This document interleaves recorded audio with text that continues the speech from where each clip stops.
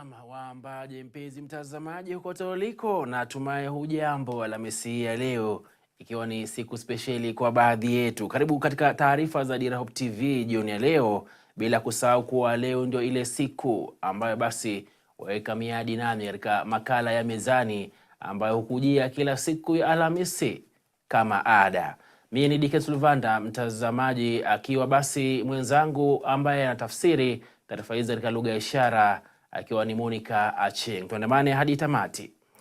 Kufuatia ripoti na lalama kutoka kwa raia kuwa wanapitia hali ngumu wakati wanaposaka pasipoti za kusafiria nje ya nchi, Waziri wa Usalama Kithure Kindiki ameapa kuwachukulia hatua kali makateli wanaohujumu zoezi la utoaji pasipoti. Kindiki akizungumza alipofika mbele ya kamati ya bunge ya kitaifa kuhusu ushirikiano wa kikanda, waziri huyo amesema kuwa ikiwa itahitajika basi atafunga jumba la Nyayo, ukipenda Nyayo House, ambalo amesema kwamba ndio makao makuu ya utoaji wa pasipoti, na kwamba kulitangaza kama eneo la uhalifu. Yamkini alifichua kuwa kuna maafisa Nyayo House wanaopokea hongo kwa huduma ambazo serikali hutoa bila malipo. Mwanahabari wetu Kennedy Kimani utufungulia jamvi la Dira TV jioni leo na taarifa hiyo. Utoaji wa huduma za pasipoti umekuwa donda sugu kwa Wakenya wengi wanaotafuta huduma hiyo kutoka kwa serikali, na iwapo matamshi ya waziri wa usalama wa ndani Kithure Kindiki ni ya kweli, basi uozo huo umekithiri kwa sana. Akizungumza alipofika mbele ya kamati ya bunge ya kitaifa ya utangamano wa kikanda, waziri Kindiki alisema kuwa kuna maafisa katika idara ya uhamiaji wanaohujumu shughuli ya utoaji wa pasipoti kwa kuitisha hongo kutoka kwa Wakenya, huduma ambayo inastahili kuwa ya bure. I'll take leadership in cleaning up the mess that we have in the agencies that fall within my ministry. As I have said, I have received credible intelligence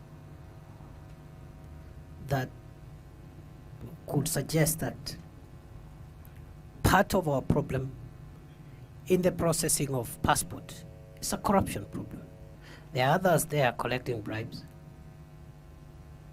and harassing the people of Kenya to get services which they should be getting for free and as their right. Waziri Kindiki hata hivyo ameapa kukabiliana na makateli hao wa pasipoti, na ikiwa itahitajika atafunga jengo hilo la Nyayo na kuitaja kama eneo la uhalifu. If need be, we'll seal off the place and declare it a scene of crime. Because you cannot have a public office where people, I have sometimes done impromptu visits there at very odd hours. As early as 6 a.m., you'll find Kenyans queuing all the way to Teleposta. I don't know, it's a bad image. And so we will rid that place of all criminals, including the brokers who extort money around there. Kulingana na waziri Kindiki, idadi ya pasipoti ambazo bado hazijatakatwa ni 58,000. Kindiki hata hivyo amesema kuwa kuna mipango ya kutoa pasipoti kwa ndani ya siku 7. We will clear that backlog and we will turn, while the ID might take up to 21 days because of maybe special security procedures, the passport must take 7 days. And in another year, I have contracted with the State Department to move it from 7 days to 3 days. And in emergency cases, 24 hours. Waziri Kindiki wakati huo amewapa notisi maafisa wa afisadi wa uhamiaji, akisema kuwa watakabiliwa vilivyo kisheria. Kennedy Kimani, Dira ya Hope TV, Nairobi. Na mtazamaji, serikali imetangaza kuwa itaondoa vizuizi vya polisi wa trafiki kuanzia Novemba mosi mwaka huu kufuatia amri ya Rais William Ruto. Waziri wa usalama na mambo ya ndani Kithure Kindiki amesema badala yake misako ya polisi itazidishwa kote nchini ili kuimarisha usalama na sheria. Kindiki alizungumza hayo alipofika mbele ya kamati ya bunge kuhusu utangamano, alikobaini kuwa vizuizi vya barabarani sasa vitasalia na kusaidia katika maeneo maalum ili kusaidia pakubwa katika kupambana na ugaidi na visa vya uhalifu wa kimipaka. The government has eliminated roadblocks across the country, and they are only erected on a needs basis. And before a roadblock is set up, permission has to be sought from the traffic headquarters in Nairobi, from police headquarters. The purpose of that roadblock must be defined, and as soon as that intended purpose, which is normally a security purpose, as soon as that intended purpose is achieved, the roadblock is dismantled. We are eventually going to get rid of all roadblocks of whatever nature by 1st of November. Last month, or actually early this month, the president directed that within 90 days, we must remove all roadblocks and replace them with patrols and other ways of achieving the security intentions that roadblocks do play. And this directive of the president will be implemented. We'll make sure that by 1st of November, we do not have any more roadblocks on our highways across the country. Na tukisonga mbele ni kwamba serikali itajenga masoko 10 mapya katika kaunti ya Nyandarua katika mwaka huu wa kifedha ili kuwapa wafanyabiashara wadogo mahala pazuri pa kufanya biashara zao. Haya ni kwa mujibu wa Rais William Ruto aliyezungumza mjini Shamata na bunge la Ndaragwa, kaunti ya Nyandarua, alikoanisha kuwa alikoanzisha uwekaji lami wa barabara ya kuanzia Kariamu kuelekea Warukiru, Shamata na Mairo Inya na kuelekea Salama. Kulingana naye, kuboreshwa kwa zaidi ya kilomita 400 za barabara katika kaunti ya Nyandarua kutawahakikishia wakulima mazingira bora kwa mazao yao ya mboga na matunda. Ruto aliandamana na naibu wake Rigathi Gachagua, gavana Moses Badilisha na wabunge waliongozwa na mwenyeji wao George Gachagua. Hii barabara yenu kutoka maili 10 hapo kuja Subuku kuja hapa Shamata kwenda mpaka Kariamu, hii barabara tutatengeneza, na mimi nataka niwahakikishie mwaka 1.5 itakamilika, mimi nitakuja hapa kufungua. Kwa hii program pia tujenge soko hapa Shamata, tuwe na soko mzuri ambaye itatumika, na nimeambia mjumbe wenu afanye kazi na watu hawa barabara na pia wizara yetu ya mambo ya housing na market, ndio tuweze kuwajengea soko hapa Shamata. Na hiyo soko ni kasi kidogo, hii soko isingoje barabara, hii soko miezi 2-3 iwe imekamilika, ndio hawa mama waendelee na biashara, tupeleke taifa letu la Kenya mbele. Kabla ya Disemba tutawaongezea milk coolers, mahali mnaweza kupeleka maziwa yenu, mkusanye maziwa yenu, ili wewe mnaweza kuweka maziwa yenu hata kama ni wiki moja. Ndio wale watu wananunua maziwa yetu wasitutafutie bei mbaya. Tunataka bei ya maziwa isirudi chini ya shilingi 50 kwa lita moja. Ile pesa mkulima anapata. Ile pesa mkulima anapata, si ndio? Na katika budget hii tumeondoa ushuru kwa ile vifaa ambayo tunatumia kutengeneza chakula ya mifugo yetu. Zaidi ya vyeti 8,600 vya shamba vimepokezwa wenyewe eneo la Kabartonjo, kaunti ya Baringo. Rais Ruto amezuru Baringo kaskazini hii leo alikoandamana na waziri wa ardhi Zakaria Njeru pamoja na katibu wake Nixon Korir na viongozi wengineo, alikobaini kuwa serikali yake itawaajiri maafisa 100 wanaotathmini ardhi ili kurahisisha huduma za kupatikana kwa vyeti vya mashamba.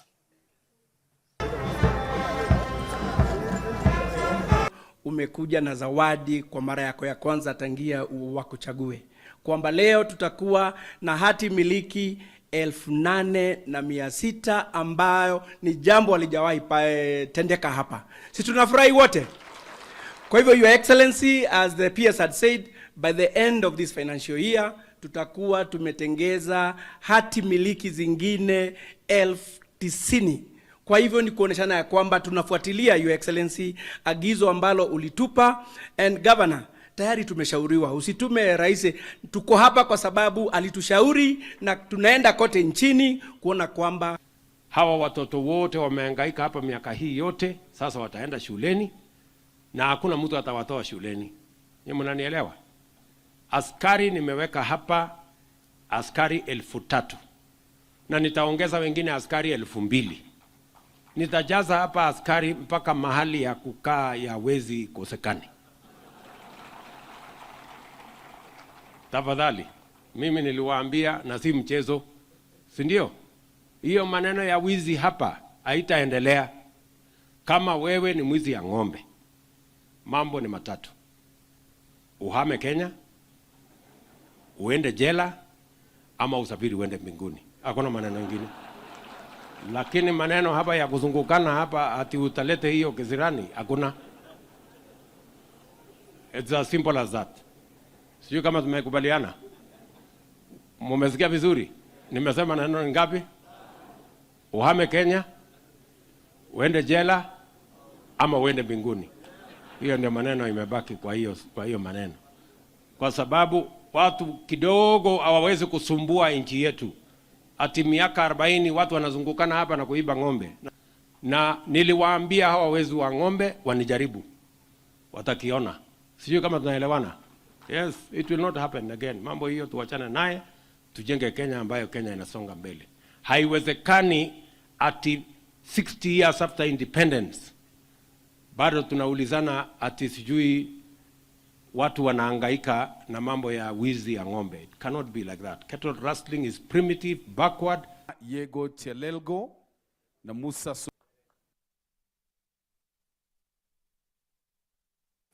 Kenya ni mwenyeji wa wakimbizi 726,040, kati yao wakimbizi 623,865 ambao wamesajiliwa na serikali, ili hali 102,175 wametambuliwa na wanasubiri usajili katika kambi ya Dadaab, kaunti ya Garissa.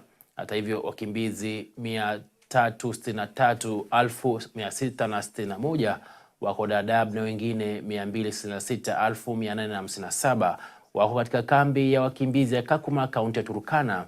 Wengine 995,522 wakiwa katika mijini.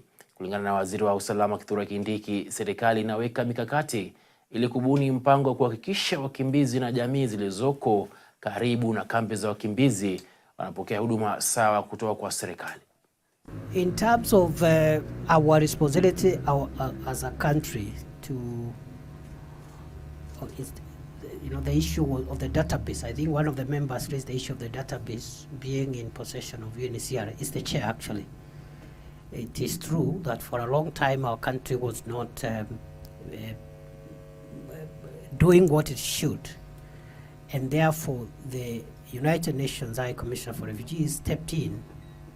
Yet it is the core mandate and responsibility and duty of government to make sure that the database and the processing of all people within the territory is done by government. We are going to take over. We have actually started that process, complete takeover, that process, and we are in the process of setting up within this financial year an integrated population management register for the country, which will bring together the master register, population register will bring together a component of all the citizens of Kenya, that is the people who have IDs of Kenya. Then we are going to have all foreign nationals who are resident in Kenya in another register.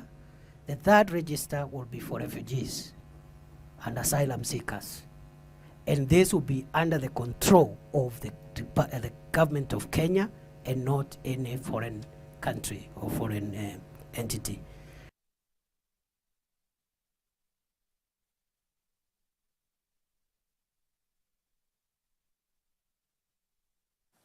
Mtazamaji, huku bunge la kitaifa likipokea pendekezo la kupiga marufuku mtandao wa kijamii wa TikTok kwa lalama kuwa umejaa video chafu ambazo hazina maadili mema katika jamii, Rais William Ruto amefanya mkutano na mkurugenzi mkuu wa mtandao huo maarufu zaidi miongoni mwa vijana humu nchini.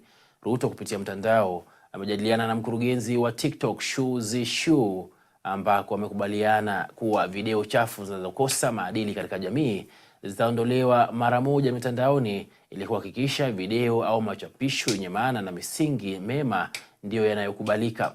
Kwenye mkutano huo, Chu alikubali kuzindua ofisi ya TikTok nchini Kenya, alikosema kwamba itaweza basi kuajiri Wakenya wengi, na basi ofisi hiyo basi pia itaweza kuendeleza shughuli za mtandao huo barani Afrika.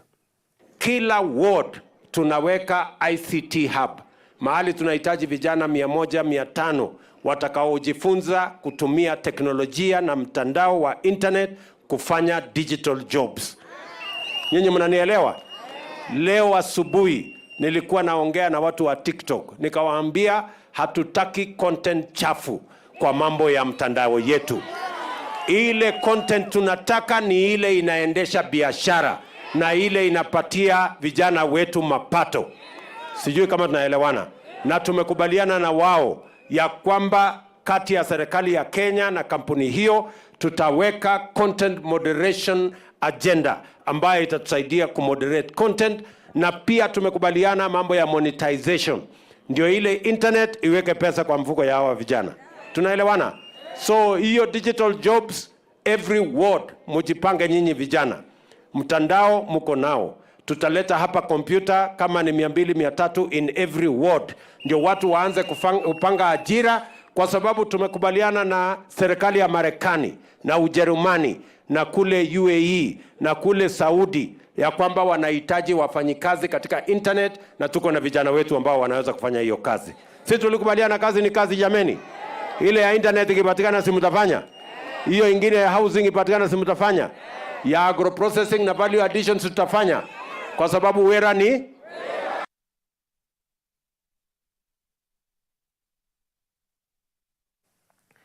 Na mtazamaji, tukisalia katika muktadha huo wa TikTok, ni kwamba una maoni yepi? Na ningependa kuuliza, na je, ungependa mtandao wa TikTok upigwe marufuku nchini Kenya au la?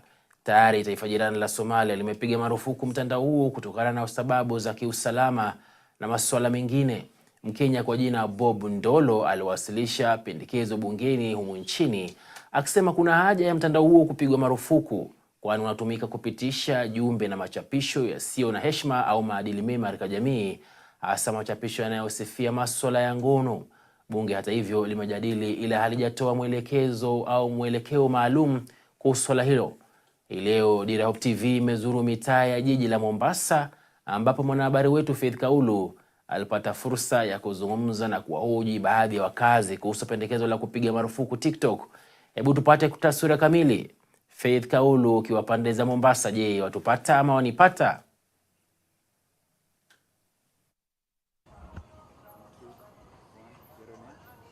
Naam, bila shaka Dickens, kama ulivyosema, ndio tumekita kambi mjini Mombasa leo hii na tumeweza kuzungumza na wakazi wa maeneo tofauti Mombasani ili kupata tu maoni au hisia zao kuhusiana na pendekezo la kupiga marufuku mtandao wa kijamii wa TikTok humu nchini. Bila shaka vilevile umetaja kuwa pendekezo hilo lilifikishwa bungeni, naye Bwana Ndolo akisema kuwa mtandao huo basi umetoa nafasi au fursa ya Wakenya kuendeleza tabia potovu kwenye mtandao huo, tabia ambayo huenda hata ikaathiri nitasema vijana wadogo na hata kukuza kuenea kwa maadili potovu humu nchini. Basi bila shaka wakazi wa Pwani wamekuwa na hisia mseto. Kuna wale ambao wanasema ndio mtandao huo upigwe marufuku, kwani video na picha zenye au chafu kama anaweza sema hivyo zinazidi kuchapishwa kila uchao, na kuna wale ambao wanashikilia kuwa mtandao huo bila shaka umetoa fursa kwa Wakenya wengine wafanye biashara, hata kuuza mali yao na kukuza biashara yao na kupata mapato, wakisema kuwa ndio kuna haja kuchukua hatua ili kuona kwamba wote wanaochapisha video hizo chafu basi hawawezi kufanya hivyo. Hii ni kudhibiti tabia hiyo, wakitaka mtandao huo wa TikTok uendelee humu nchini. Hebu tupate tu au kusikiliza maoni ya wakazi wa Mombasa.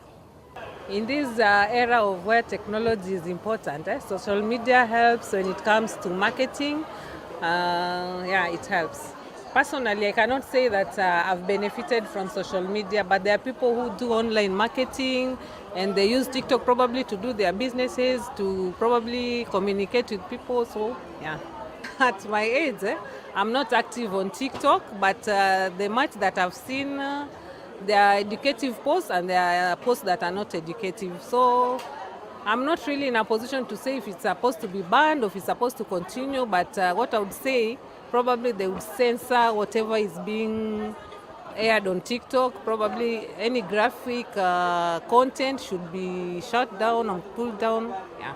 Hiyo TikTok inasaidianga in terms of business. Mtu akona business zake na posting, kama ni products anaposta hapo, like kama mimi ama car sellers huwa nauzanga hizo magari, so huwa na posting hizo magari kwa TikTok, mtu ana likes. Most of them huwa sipatangi followers juu maybe they are not much funny. Unajua ukipost kitu kijinga ndio unakuanga follow, unakuwa being unapata followers wengi, lakini okay niko na followers maybe 100k kutoka hiyo, lakini so singependa tu abani hiyo account hiyo completely TikTok kabisa. Inasaidia maana anapata customer wengine wa mbali wenye wafahamu haya maeneo na wa direct na wanakuja wanafanya shopping na kurudi. Kwa hivyo TikTok ni njia nzuri pia ya kupanua biashara. Video chafu ziko huko na zinachafua sana hisia za watu, pia mambo mengine kadhalika.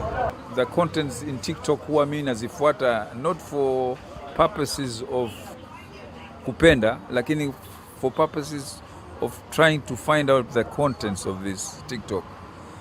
And on average it is very filthy, ina ukosefu wa adabu. Huwezi kukaa na babako na mamako ukatizama TikTok because you don't know what is coming next. So mimi as a chairman of an association from the old town, namsupport Wetangula kujaribu kutaka kuiban TikTok in the country. TikTok si mbaya, lakini kuna watu ambao huwa wanaitumia vibaya. Hawa ambao wanatumia vibaya, kama kutakuwa na uamuzi wowote wakomeshwe ama waambiwe haifai, kwa sababu hii TikTok ni ya watu wengi, jamii yote ya Kenya inaangalia, basi wakomeshwe hao, lakini si kila mtu ataambiwe TikTok isifanyike. Hata kama haitafanyika, wale ambao wanajifaidika si watakosa faida zao.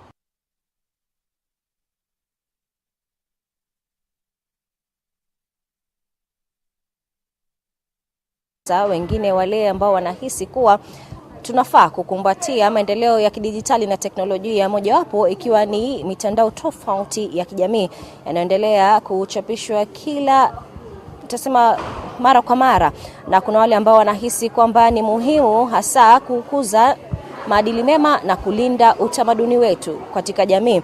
Ndio hivyo kwa sasa, kama ulivyosema Dickens, Rais William Ruto amefanya mkutano leo naye kiongozi wa TikTok huyu, wakizungumzia tu masuala tofauti na kukubaliana.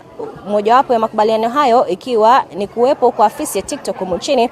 Afisi hii itakaendeleza operesheni kote Afrika. Sasa baadhi ya faida ya ofisi hii, iwapo kubaliano hili basi litaweza kutekelezwa, ni bila shaka matarajio ya ajira kwa Kenya wengi ambao watapata nafasi kufanya kazi kwenye ofisi hiyo. Pili, ikiwa bila shaka ushuru, kwani tunatarajia mamlaka ya ukusanyaji ushuru KRA itaweza kupata mavuno kutoka kwa kuanzishwa kwa ofisi hiyo nchini. Ila sasa hivi swala kubwa la iwapo mswada wa hilo la pendekezo la kupigwa marufuku wa mtandao wa TikTok nchini utaidhinishwa na bunge au la, nadhani ni kuwa jibu tutalipata tu jinsi muda unavyokwenda. Iwapo kwanza kabisa mjadala huo utaendelea bungeni, kisha tusubiri kuona iwapo basi wabunge wataidhinisha kupigwa marufuku kwa mtandao huo, au basi tu watapendekeza kuwepo kwa udhibiti moja au nyingine ili kuhakikisha kuwa video na picha zenye maadili potovu hazichapishwi kwenye mtandao huo.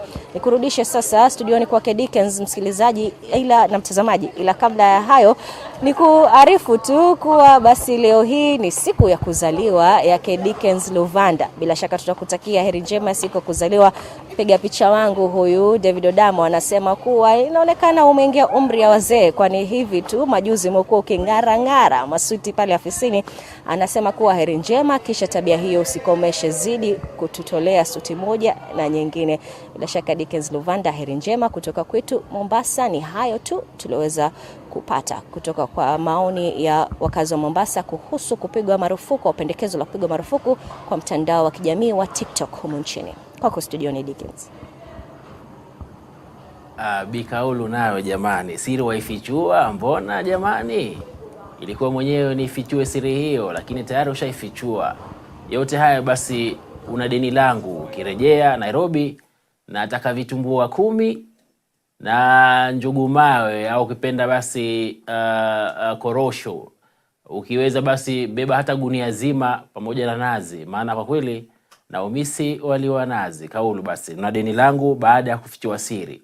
Mpenzi mtazamaji, sijui kama wewe una akaunti ya TikTok au la, na kama unayo basi umetarajia vipi au watarajia nini hasa kuhusu swala hili la upigaji au pendekezo la kupiga marufuku mtandao wa TikTok? Na mwenyewe ukiwa nayo basi waposti nini? Waposti basi machapisho ambayo yanaelimisha jamii, au basi wewe ni mmoja wale ambao wanatumia mtandao wa TikTok kupotosha jamii? Yote 9-10, mpenzi mtazamaji, mitandao ya kijamii ipo na vitazidi ama yatazidi kuwepo, lakini cha msingi zaidi ni sisi kutambua basi ni yapi ambayo tuwapasha wenzetu, wengine wakiwa basi ni ndugu zetu, baba zetu, wajomba zetu na hata wana wetu na pia mabosi wetu. Ujumbe wetu ni upi kwao? Tuelekea katika mapumziko mafupi, tukirejea mpenzi mtazamaji tuelekea madukani.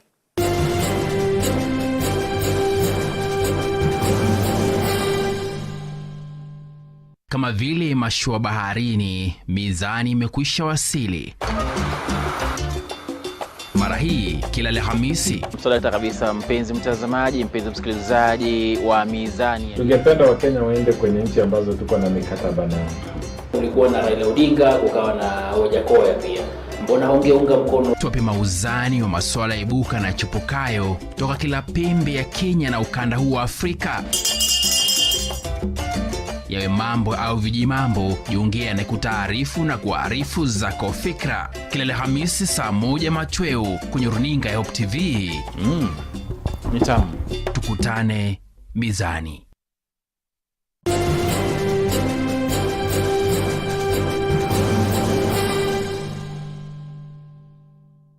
Karibu tena mpenzi mtazamaji, tuendelee kuambizana madukani. Ni kwamba benki ya NCBA imetangaza faida ya shilingi bilioni 9.3 baada ya kutoza ushuru katika matokeo yake ya kipindi cha kwanza cha mwaka uliotamatika Juni 30 mwaka huu 2023. Hii ikiwa 20.3% ya faida ikilinganishwa na shilingi bilioni 7.8 iliyorekodiwa katika kipindi sawia na hicho mwaka uliopita.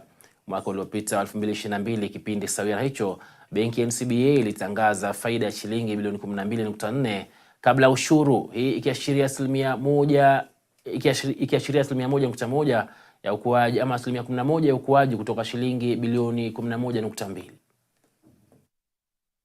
A function of rethinking our business model, rethinking our operating model, really retrofitting our business for performance, and we're very proud that this business is now contributing to our bottom line. The digital business in Kenya has seen some pressure on the back of the pricing changes that we made to Fuliza, but as John highlighted, what we're very excited about is that disbursements continue to be very strong, 35% up year on year.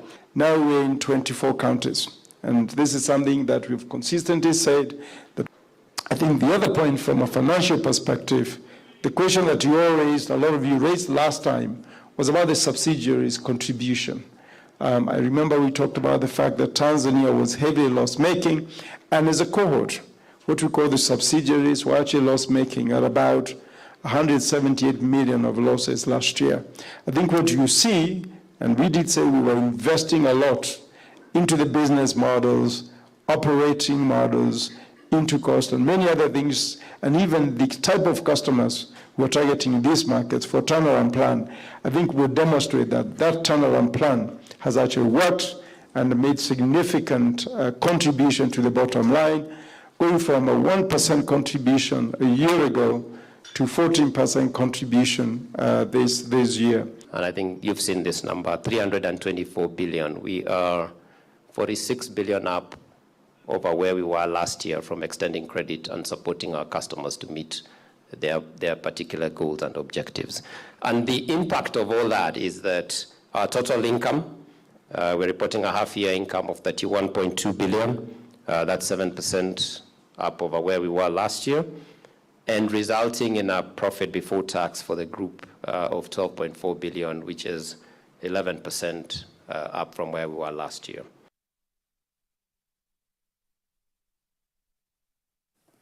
Humphrey Watanga Mulongo ndiye kamishna mkuu mpya wa mamlaka ya ukusanyaji ushuru nchini KRA.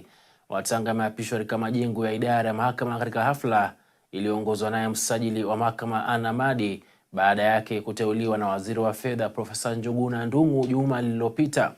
Anamrithi Githi Mburu aliyejiuzulu Februari mwaka huu baada ya kuhudumu kwa muhula wa miaka 3 na miezi 7.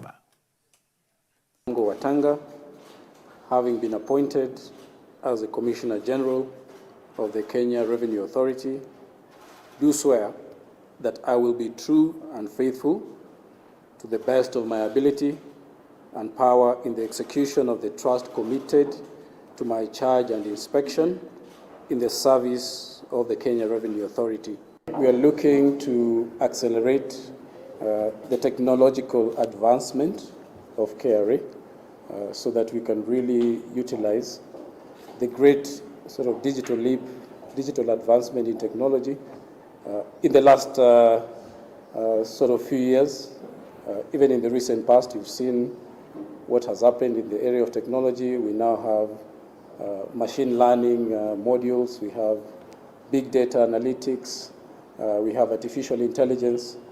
So ours is really to see how we are going to harness this advancement in technology and bring that to the fore to really help simplify the tax administration process and just make the tax experience process for the taxpayers much more palatable so that we can drive compliance, facilitate enforcement, increase the tax base, and ultimately reach the targets which, as Mr. Chair put out there, we are looking at going for the 3 trillion target and then growing from there to put in place a national tax policy and also the spirit of the Finance Act 2023.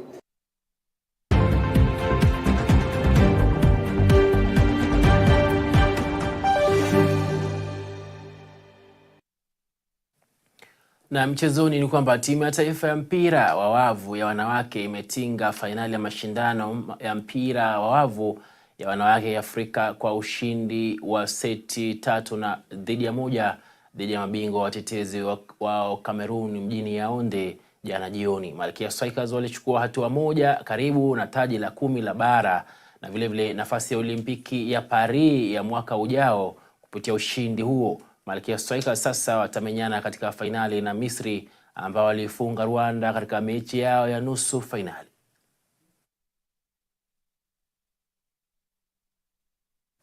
Na mtazamaji, timu 4 za wavulana na 4 za wasichana zinatarajiwa kumenyana katika fainali ya kanda ya magharibi ambayo imeratibiwa Jumamosi hii hadi Jumapili katika uwanja wa kihistoria wa Buhungu mjini Kakamega. Katika nusu fainali ya Jumamosi, mashabiki wa soka watashuhudia mchuano wa kusisimua kati ya Chakol Queens kutoka kaunti ya Busia na Brenda Girls kutoka kaunti ya Bungoma katika mechi ya ufunguzi kabla ya Madira Soka Assassins kumenyana na mabingwa wa eneo hilo Lugari Progressive katika kitengo cha wasichana.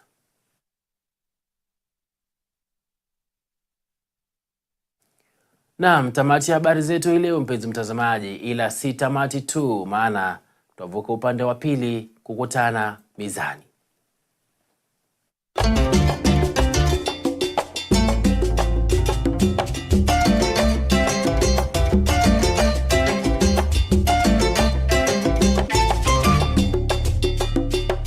Sodata kabisa mpenzi mtazamaji wa Mizani, ni mara nyingine tena makala ya Mizani kwenye Dira TV ya kujia moja kwa moja hii leo, tukiwa basi tuna jambo ama mada ambalo ni ambayo basi ni mada ambayo iko katika jamii, masuala ambayo basi yanaisibu jamii, na ni jambo ambalo limeweza kuzungumzwa hivi karibuni, swala la mafunzo ya uzazi miongoni mwa vijana ama miongoni mwa watoto ambao wapo shuleni, wanafunzi hasa wale ambao katika grade ya 7 katika mtaala wa CBC.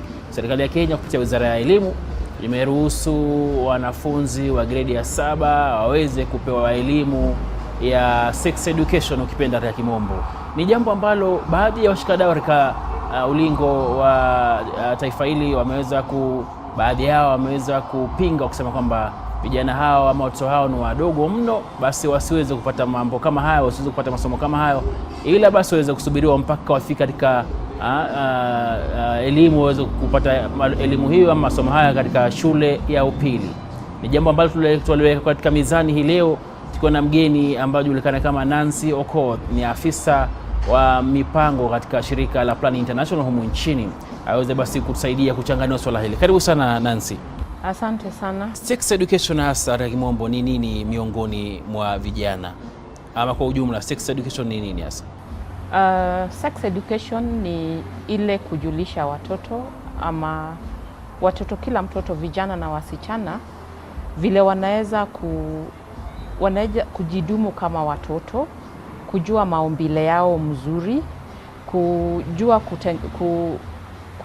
kufanya uhusiano katikati yao na watoto wengine, na hata make decision katikati yao kulingana na maumbile yao kama watoto, na zile vitu zinaendelea kwa maisha yao, na kutengeneza uhusiano bora katikati yao na wanafunzi wenzao.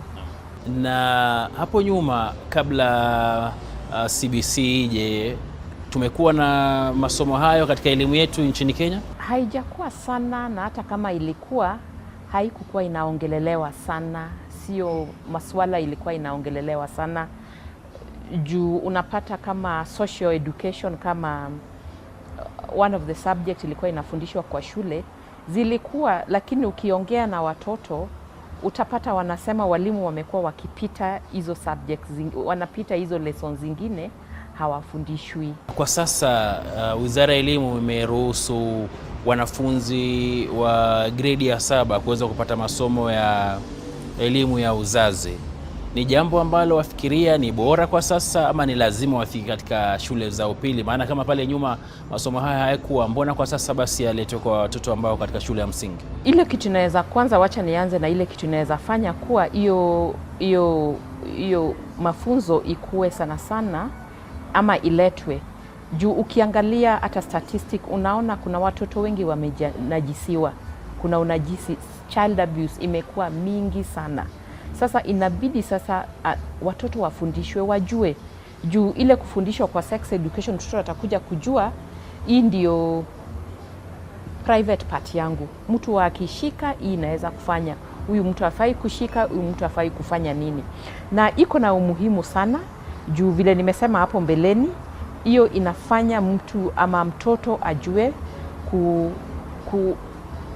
kufanya uhusiano bora na watoto wenzao, kujua nini itakuwa inadhuru maisha yake kama mtoto. Alafu pia tuko na vitu zinaitwa fikira na dhana, the myths and misconception, potovu kwa familia yetu, hata kwa community zetu. Sasa hizi vitu, juu watu wanasema mtoto msichana maybe akifika hedhi anafaa kufanya nini, alafu kumekuwa na vitu mingi sana sana, vile hata ukimwi ilikuja, mtu akikuwa na ngono na mtoto mdogo ukimwi yake itaisha, kitu kama hiyo. Sasa hizo ndio dhana ama nafikiria potovu zenye zimekuwa, lakini watoto wa kufundishwa hiyo swala ya uzazi inawasaidia. Sasa wanajua kitu mzuri na kitu mbaya. Watoto pia wanakuanga na uhusiano yao kivyao kama watoto. Inafanya mtoto, vile tunawaita wanarika, inafanya watoto kama wanarika wanajua ni uhusiano gani ni mzuri. Is it a sexual relationship ama ni uhusiano ile tunajua vile tunasaidiana kimasomo. Katika shule zetu hizo nchini Kenya, kama kweli basi turuhusu somo hili liweze kufunzwa miongoni mwa watoto, unapata walimu ambao wanapaswa kufunza labda somo hilo hawajapata pia mafunzo hayo. Maana kama shuleni hawakufunzwa enzi zile, inakuwaje basi wana utaalamu ama uzoefu wa kufunza somo kama hili kama wao wenyewe hawakufunzwa, ama basi pia wanafunzwa katika vyuo vya elimu? Hapo kuna shida kidogo, na kitu nataka kukuambia, hii mafunzo haifai kuanza mtoto akikuwa kwa shule. Mafunzo inafaa kuanza mtoto akikuwa mdogo. Sasa mwalimu akifika, because tunapeleka mtoto shule akiwa katika umri ingine, labda miaka 5, miaka 6, alafu saa hizi pia unaona hiyo funzo imewekwa kwa CBC sana sana uko juu. Sasa watoto wenye wako kwa grade ya chini hawajui kitu yote. Sasa kutojua iko, lakini kuna watu wamejitokezea kusaidiana kama organization ama mashirika mbalimbali wanasaidia na wanafundisha walimu. Sasa walimu pia wanatokelezea kufundisha watoto ile kitu wanafaa kufundisha, na hata kunao organization hata kama Plan International tunatokelezea tukifundisha watoto kwa shule during their health club meetings and other meetings hizo kwa shule. Kuna kipindi ambapo unapata kuwa na mvutano nyumbani, ni mzazi ama ni mwalimu anapaswa basi kumfunza mtoto huyu, ni mzazi ama mwanafunzi sasa ama mwalimu? Fundisha mtoto kuhusu swala ya uzazi ni ya kila mtu, na inafaa kuanza na mzazi. Mzazi ndiye anakuwa na mtoto akianza kukua, mtoto akikuwa mdogo. Sasa inafaa kuanza na mzazi aanze kuambia watoto hii ndio kitu mzuri, hii ndio kitu mbaya. Na sana sana ukiangalia hata hizo unajisi zenye zimekuwa sana sana zimefanyika nyumbani kwa watoto wadogo, wengine hata hawajaienda shule. Sasa tungoje mwalimu aanze kufanya, tutakuwa tumepotosha mtoto, ama hata kuwa amejua kitu naweza mfanyikia kabla hajafikisha shule. Kuna watoto wenye wako hata na ulemavu, hawaendi shule wanaenda shule wakiwa late kidogo, wanaweza anza shule na miaka 7. Sasa hawa watoto wakiwa hii nyumbani, inafaa mzazi achukue jukumu na kufundisha watoto wake. Sasa hii masuala ya kufundisha watoto iko kwa kila mtu, ikue kwa mzazi, ikue kwa kanisa, na ikue hata kwa mwalimu. Sasa kila mtu ako na fahamu ya kufundisha watoto hiyo swala ya uzazi.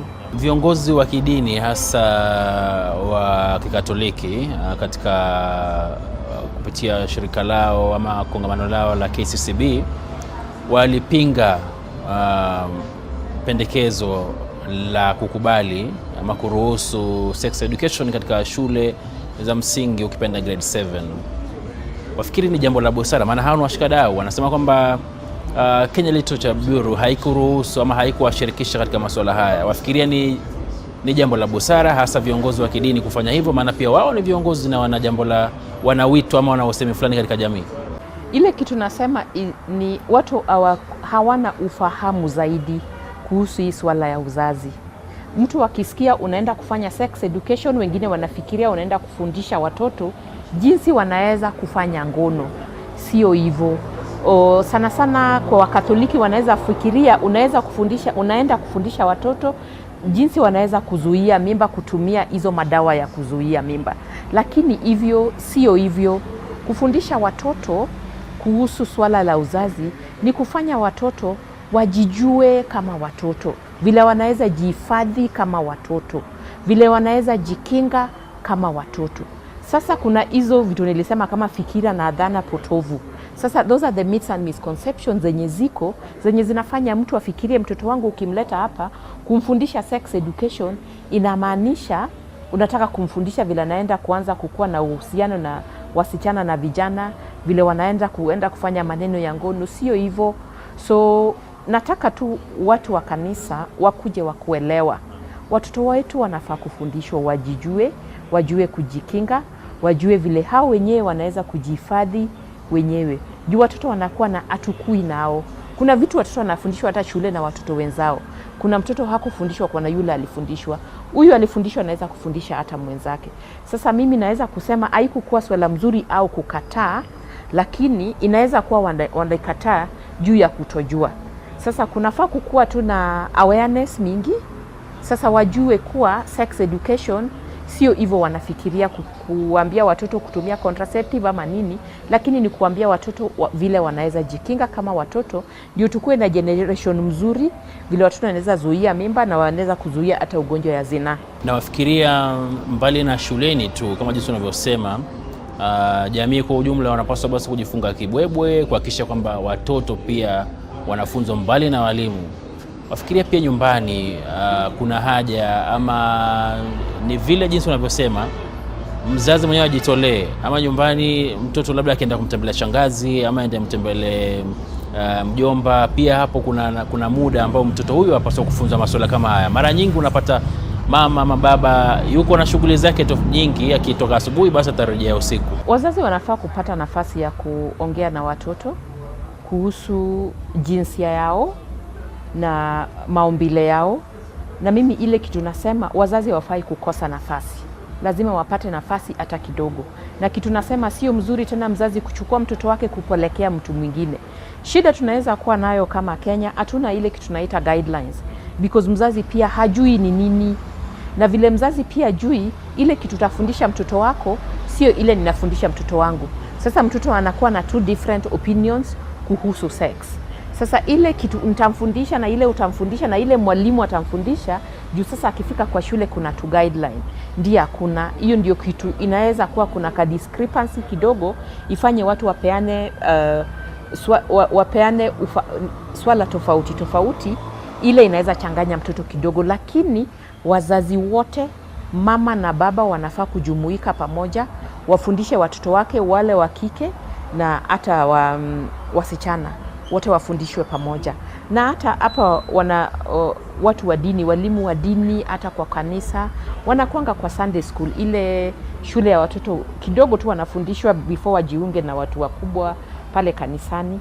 Wanaweza wafundisha kidogo au pia wakuje kujua, because ile information tunapatia watoto saa zingine ni potovu kidogo, because tunaambia watoto sex ni ya watu kuzaa, ni ya kuzaa peke yake. Lakini unapata kuna watu wenye waishi hawana watoto, na hata watoto wanajua watu hawa wameshaoana, because mtu anasema sex maana yake ni ya watu wenye wameoana. Ile hata mimi ninakubaliana nao, ni ya watu wameoana na sasa ni ya kupata mtoto. Sasa kuna watu wenye wameoana na hawajapata mtoto, mtoto anaweza kuuliza sasa hawa inamaanisha hakuna sex wanafanya ndio sababu hawana mtoto. Sasa kuna vitu tunawapatia watoto yenye inaweza kuwa ni potovu kidogo. Kuuliza swali kama hilo, kama mzazi unapaswa kujibu vipi sasa? Inalingana sana. Hii sex education tukifundisha watoto, kuna kitu tunasema ile age appropriate. Huyu mtoto ni wa umri gani? Ile umri imetosha, because mtoto wa 3 years kuna vile akikuuliza, kuna vile utamjibu kulingana na age yake ndiye ajue. Sasa ina maana kuna having sex, mafunzo hiyo hatuwezi kuanza kufundisha mtoto mwenye ako mdogo sana. Yes. Sasa tunafaa kuambia sex pia inaweza kuwa ya kujifurahisha. Lakini unajua kuna kitu kijifurahisha, unafaa kuwa na uko na jibu, unajibika. Ukuwe na mtu anajua nikifanya sex mimi ninajibika kwa hii swala, uko accountable. So nikienda huko nipate mimba, naweza kuwa aje accountable, naweza lisha mtoto wangu. Sasa unawaambia pana au wamekuwa wakubwa, lakini wanaweza kuwa accountable na kitu yote inaweza tokelezea. Because sio mimba peke yake inaweza tokelezea, hata ugonjwa inaweza tokelezea. Na unaweza kuwa unajibika kwa hizo maswala zinaweza tokelezea.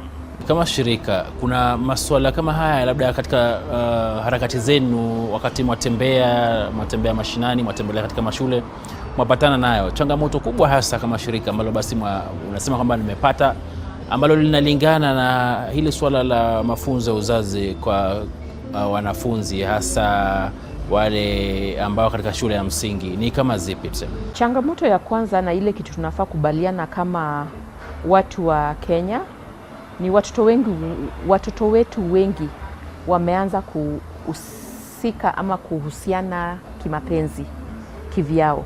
Changamoto tunapata, mtoto hata akiuliza swali anauliza ile kitu anajua, ile kitu alishaambiwa mahali, ile kitu amejaribu.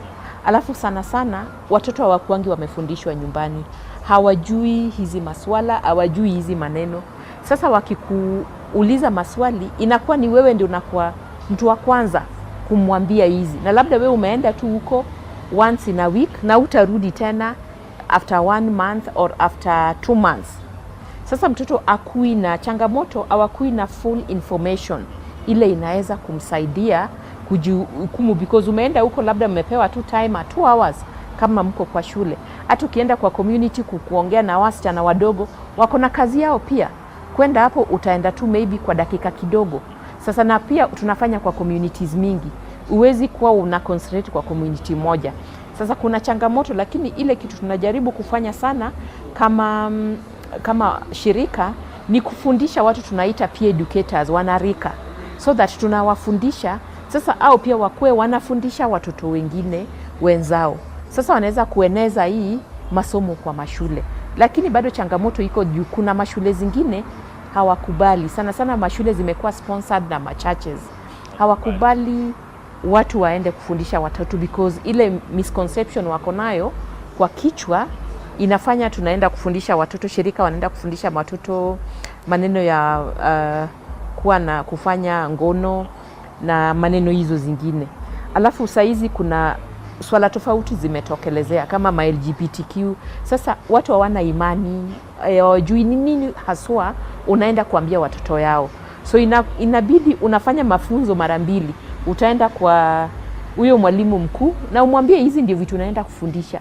Ni lazima umtake through, hizi ndio vitu unaenda kufundisha. Saa zingine hata yule mtu amesimamia bodi wa shule uongee naye kwanza. Sasa kuna changamoto sana, na wakati pia kuna wakati ya watoto kukua kwa shule pia iko kidogo. Unapata Kama jinsi unavyosema, inamaanisha kwamba kuna muda kidogo sana wa kuleta mafunzo kama hayo na wao kuendeleza mitaala yao. Yes, kuna muda kidogo, na sana sana ile changamoto ile sana ni watoto wapati hizi mafunzo mahali pengine. Sasa wakikuja hapa ni wewe unaanza kuambia. Sasa unakuwa overwhelmed. Ujui ni gani, ni address ni gani, because saa zingine unaambia mniandikieni ile maswala yenu mnataka kujua, ile questions mko nayo mnataka kuulizia. Wataandika vitu mingi sana. Sasa saa zingine hata inabidi unataka kuwa na ile one-on-one discussion na mtoto, umwelezee zaidi. Juu sasa sana huu ni mtoto hata huko nyumbani ameanza kushikwa na mtu ajai mwambia, vile alikimbia kwa mama akamwambia wachana na tabia mbaya, wacha kuongea tabia mbaya. Sasa jui mtu wa kuendea. Sasa ukifika kwa shule unapata vitu mingi, inakuoverwhelm, na hata we mwenyewe juu ya muda hawezi ziaddress zote.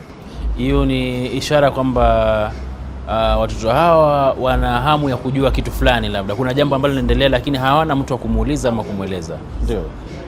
Sasa nashukuru sana. Sijui kama una wosia wote kwa mwanafunzi au mtoto wa kike ama wa kiume pale nyumbani ambaye bado yuko shule kuhusu hili swala la mafunzo ya uzazi miongoni mwa wanafunzi pamoja na hata walimu na wazazi. Sijui kama una wosia wote. Tunafaa kuwa tumeembrace hii maswala.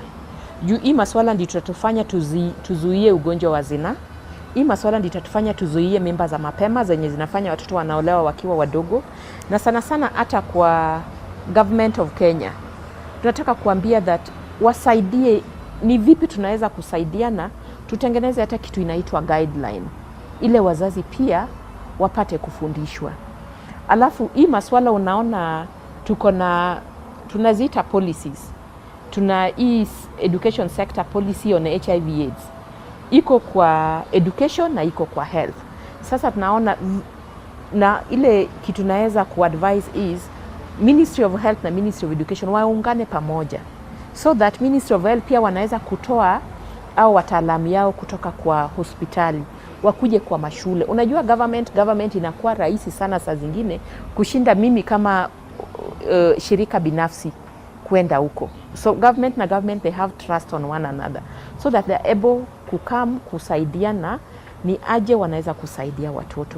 Na wazazi pia wajitolee, wasikue wamejifinya sana, wajitolee wa kupeana information kwa watoto yao. Na kanisa pia wajitolee, wasipatiane information nusu, wapatie watoto full information.